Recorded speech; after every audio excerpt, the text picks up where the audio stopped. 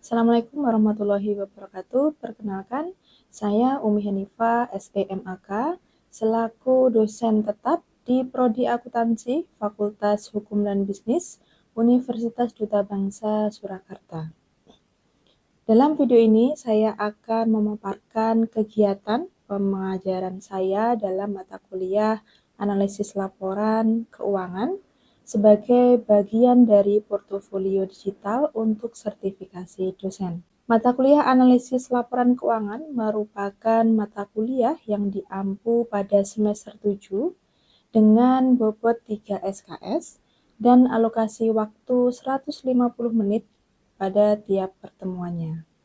Analisis laporan keuangan adalah mata kuliah yang membekali mahasiswa dengan kemampuan membaca, memahami, dan menganalisis informasi berkaitan dengan keuangan perusahaan. Mahasiswa diajak untuk melakukan evaluasi kinerja dalam laporan keuangan perusahaan melalui rasio, begitu juga menganalisis dengan analisis tren, horizontal, dan vertikal. Adapun tujuan utama pada mata kuliah ini, mahasiswa mampu menilai kesehatan finansial perusahaan dan mendukung pengambilan keputusan ekonomi berbasis data. Adapun materi yang akan dipelajari oleh mahasiswa yang pertama adalah laporan keuangan, yang kedua laporan arus kas, yang ketiga tujuan, prosedur, metode, dan teknik analisis laporan keuangan, keempat adalah prinsip dasar analisis, kelima analisis rasio, keenam laporan perubahan posisi keuangan basis modal kerja, ketujuh analisis rasio dan analisis arus kas, kedelapan analisis komparatif untuk laporan arus kas, kesembilan analisis laba bruto, dan yang ke-10 analisis laporan keuangan.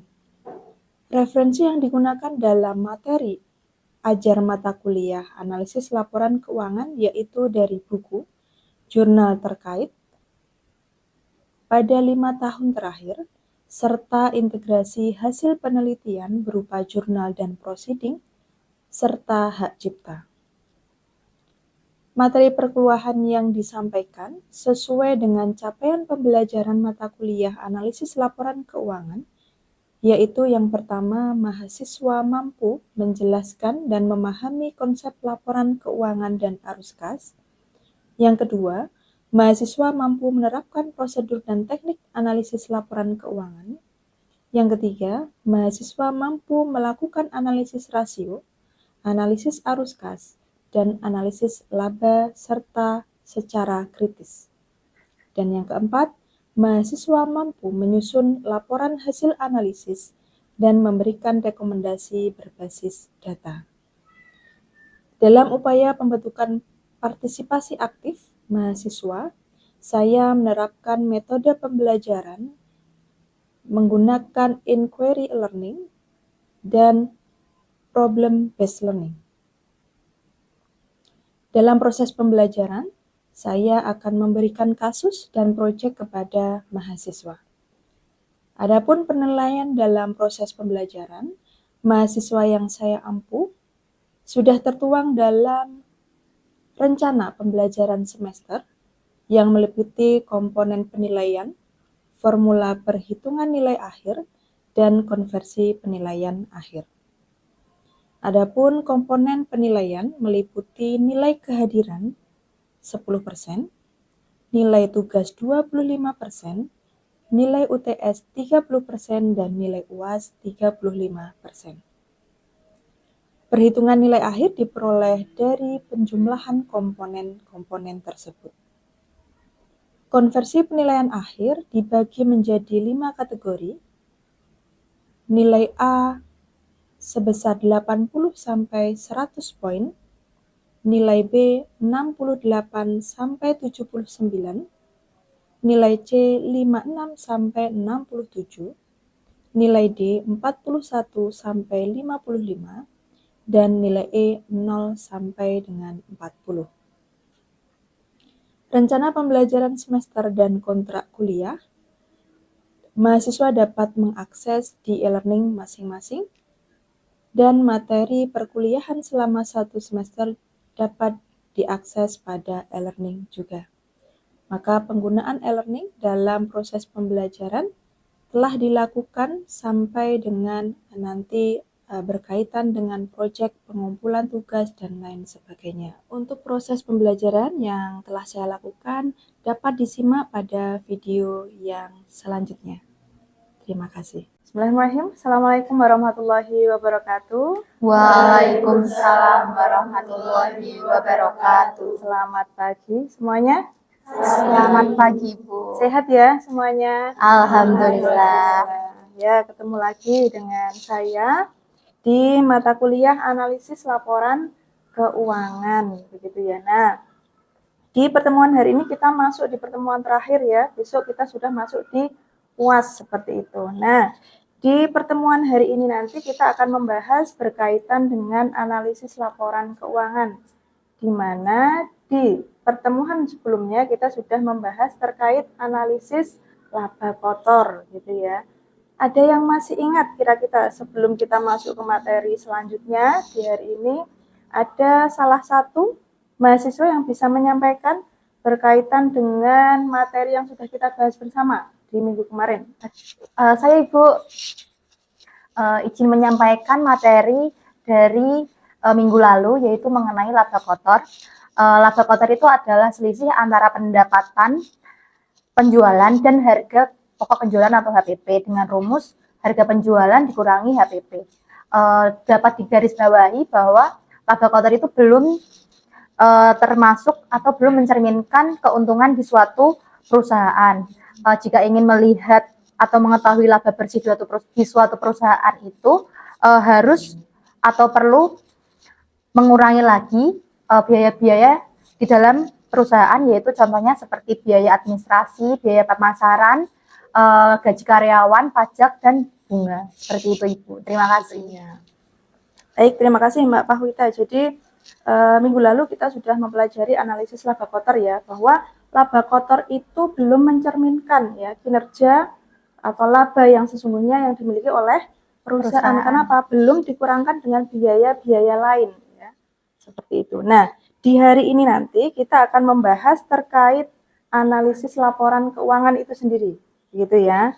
Nah, bagaimana dan berkaitan dengan capaian pembelajaran. Jadi dalam materi hari ini berkaitan dengan analisis laporan keuangan, capaian pembelajaran yang akan dicapai yang pertama adalah mahasiswa memahami tujuan dan manfaat dari analisis laporan keuangan perusahaan. Yang kedua, mahasiswa mengenal berbagai metode analisis seperti itu. Dan yang ketiga, mahasiswa mampu menginterpretasikan hasil analisis untuk pengambilan keputusan. Ya, ini 3 hal yang akan kita capai bersama dalam pembelajaran hari ini. Nah, kita masuk ke materi berkaitan dengan pengertian analisis laporan keuangan ya. Jadi, analisis laporan keuangan itu apa? Proses mengkaji laporan ya, atau kita menilai laporan keuangan perusahaan itu bagaimana. Bagaimana kinerjanya di perusahaan tadi, itu ya. Kenapa kita menganalisis laporan keuangan? Karena untuk apa? Berkesinambungan perusahaan tadi untuk terus berjalan ya, going concern gitu ya. Jadi kalau perusahaan itu tidak bisa mengolah perusahaannya dengan baik, maka satu waktu dia akan pilot atau akan melakukan atau mengalami sebuah kemunduran ya. Kalau skema perjalanan perusahaan itu kan ada 4 skema gitu ya. Perkenalan, kemudian kenaikan ya, pertumbuhan, kemudian titik puncak, baru nanti selanjutnya titik kemunduran. Nah, seperti itu. Nah, selanjutnya tujuan analisis laporan keuangan itu untuk apa? Untuk menilai profitabilitas, kemudian menyediakan informasi untuk sebagai pengambilan keputusan. Nah, siapa yang menggunakan laporan keuangan itu? Siapa? Yang menggunakan laporan keuangan perusahaan? Banyak pihaknya. Banyak pihak. Siapa saja itu, Mbak? Siapa saja? Investor. Ada pihak internal dan eksternal, gitu ya. Jadi siapa saja pihak internal itu? Pihak internal adalah manajemen di dalam perusahaan tadi. Kemudian kalau pihak eksternal, ada investor, ada kreditor, pemerintah untuk memberi kebijakan pajak. ya, dan ada kreditur ya, dan sebagainya. Nah, itu beberapa hal atau pihak-pihak yang menggunakan laporan keuangan perusahaan. Nah, kemudian kita masuk di komponen yang sebagai kita proses menganalisis. Ada berapa komponen yang harus dianalisis? Karena yang dianalisis adalah laporan keuangan perusahaan, maka kita menganalisis apa?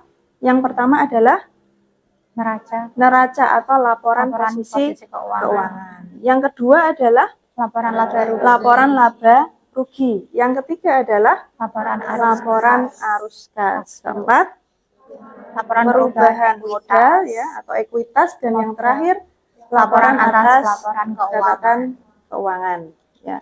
Yang pertama kita akan menganalisis apa tadi? Yang pertama adalah neraca atau laporan posisi keuangan. Laporan posisi keuangan mencerminkan apa?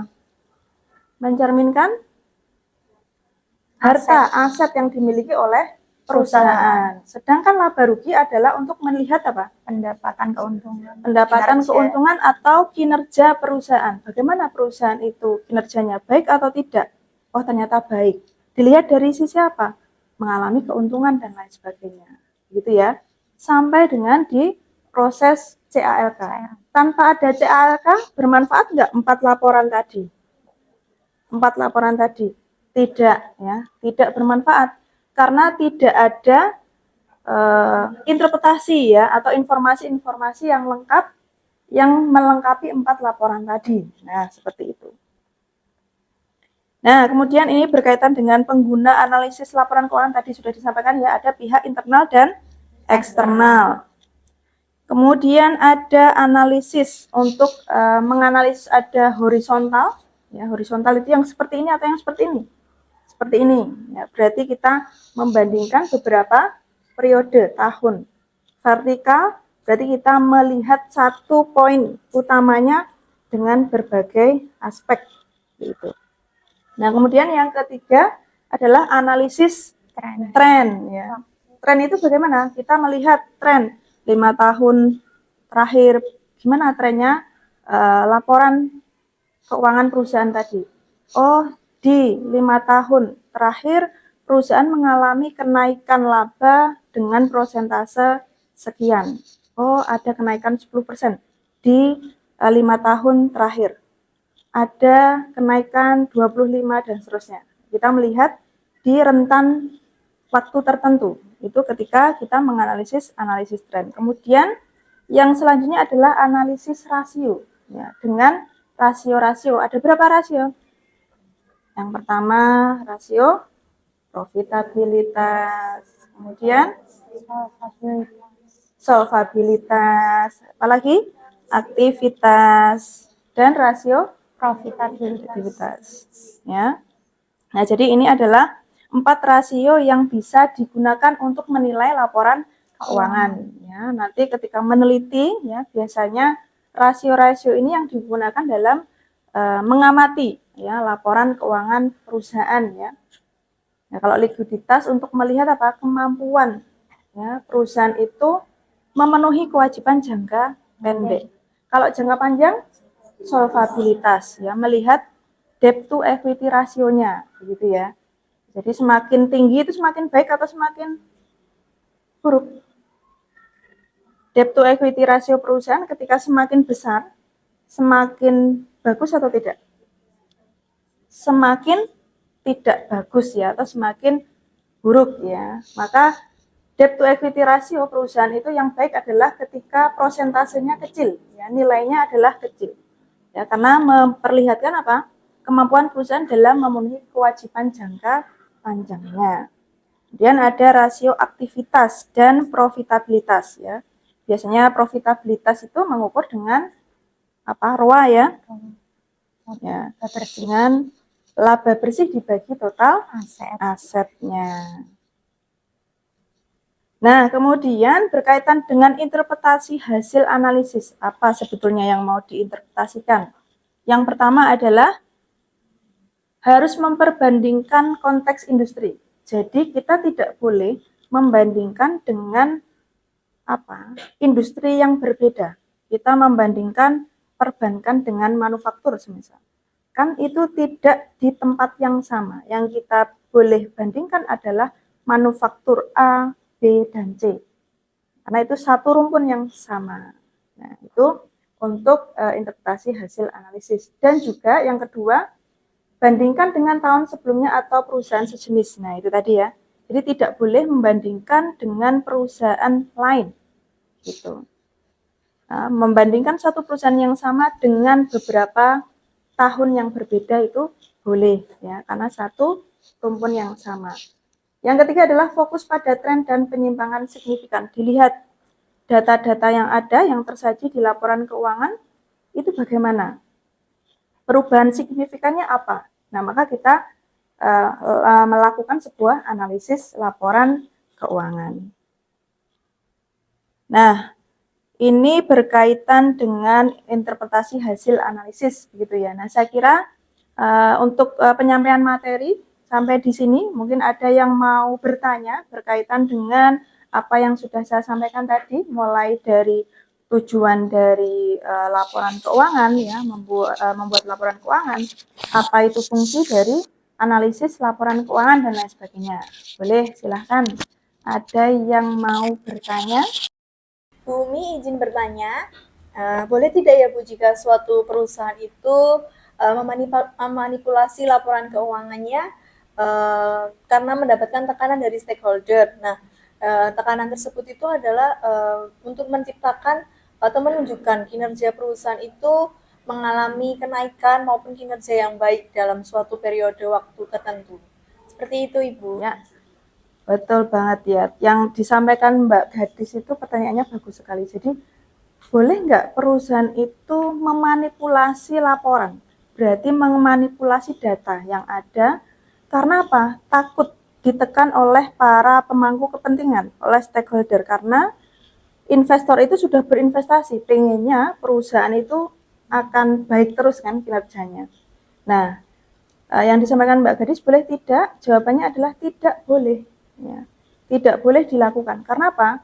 Justru kalau melakukan seperti itu, maka perusahaan itu tidak mengemban tanggung jawab tadi, tidak memberikan rasa amanah tadi kepada stakeholdernya. Gitu. Jadi ketika perusahaan itu mengalami suatu masalah, harusnya menyampaikan itu kepada investor-investornya di rapat umum pemegang saham. Ya, maka di situ bisa mengeluarkan kebijakan ataupun masukan yang bisa diterima oleh investor. Mungkin ketika perusahaan itu di posisi rendah tadi, ketika disampaikan dan butuh bantuan lagi dana, maka bisa saja investor tadi menambah investasinya kepada perusahaan. Nah, seperti itu. Jadi tidak boleh membuat atau mengubah data itu. Kalau mengubah, yang pertama berarti kita tidak sesuai dengan etika dalam proses penyampaian laporan. Jadi laporan harus disampaikan berdasarkan data yang semestinya. Nah, berarti kalau merubah itu data tidak sesuai dengan apa yang sudah terjadi. Nah, seperti itu. Ada yang lain? Izin bertanya Bu, tadi disampaikan terkait dengan laba. Nah, laba itu mencerminkan kinerja dari perusahaan itu sendiri. Nah, pertanyaan saya, apakah seorang akuntan itu diperbolehkan terlibat dalam praktik manajemen laba? Ya, pertanyaan dari Mbak Vanessa, apakah perusahaan ya boleh melakukan praktek manajemen laba? Boleh tidak kira-kira? Boleh tidak, Mbak? Boleh? Boleh. Boleh? Boleh. Ya, sekarang boleh tidak? Boleh manajemen laba. Manajemen laba yang bagaimana? Manajemen laba yang dikatakan manajemen, memanage, mengelola, berarti mengelola keuntungan. Nah, manajemen laba yang dilakukan perusahaan biasanya tidak merubah nilai keuntungan tadi, hanya memanage, mengelola pengakuan keuntungan yang dimiliki. Jadi semisal perusahaan itu kalau dikatakan bagus kinerjanya, ada kenaikan laba walaupun itu 0, sekian persen. Yang penting ada kenaikan. Nah, contohnya ada PTA. PTA itu di tahun ini keuntungannya 100 juta. Tahun berikutnya 200 juta. Tahun berikutnya 50 juta. 100, 200, 50. Grafiknya itu kan gini. Nah, biar tidak seperti itu gimana? Perusahaan bisa mengelola laba tadi.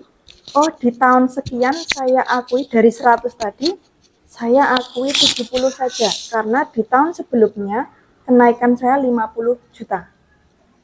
Maka nanti kan grafiknya naik 70. Nah, kan ada sisa ini 30 juta ke 200. Yang 200 nanti tidak diakui 200. Saya hanya mengakui 100 saja. Atau 80. 80 tambah 30, 120. Nah, jadi grafiknya meningkat. Dan itu tidak merubah apa yang seharusnya diterima perusahaan. Tetapi membatasi ya, mengelola pengakuan laba tadi. Ya. Nah, itu boleh. Yang tidak boleh adalah merubah. Harusnya keuntungannya 100 diakui 200. Ya, tanpa ada proses mengelola tadi. Nah, itu yang tidak boleh. Nah, itu nanti larinya ke fraud ya. Nah, larinya ke fraud. Nah, seperti itu. Ada yang ditanyakan lagi? Izin bertanya lagi Ibu, berdasarkan pernyataan Ibu tersebut tadi, apakah manajemen laba itu juga termasuk dalam memanipulasi data? Karena kan di dalam manajemen laba itu mengganti, maksudnya bukan mengganti, kayak merubah beberapa jumlah di dalam laba di suatu tahun ke tahun berikutnya begitu Bu. Terima kasih. Ya.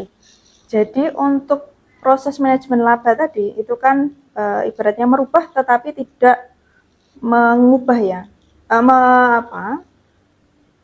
Manajemen laba itu tidak merubah yang kita miliki, yang perusahaan miliki, hanya membatasi tadi pengakuan yang dimiliki oleh perusahaan. Nah, berarti itu termasuk fraud, Bu. Ada banyak pandangan. Ada yang menyetujui bahwa praktek manajemen laba itu dibolehkan, ada yang tidak.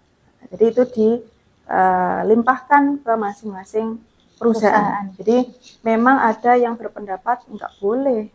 Ya, kan sama aja itu merubah dan lain sebagainya. Tapi ada pandangan yang menyatakan bahwa tidak menjadi masalah, itu hanya